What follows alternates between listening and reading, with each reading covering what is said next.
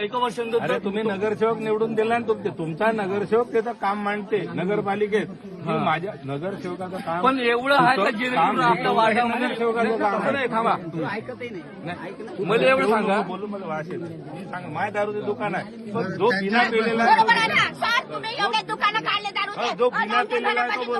पोरं बारा नवऱ्यात ते आले ना ते घरी आता थेट कोणी 2 नंबरची विकत मग 2 नंबरचे आहे. मग हे काम तुमचं आहे ना. तुम्ही मग हे माझ्यासोबत तुमचं काम आहे, बंद करणं दारू.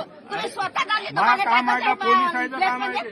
पोलिसाचं कसं आहे का? पोलिसाचं काम मग आहे. जर मा तुम्ही बोला काय की 2 नंबरची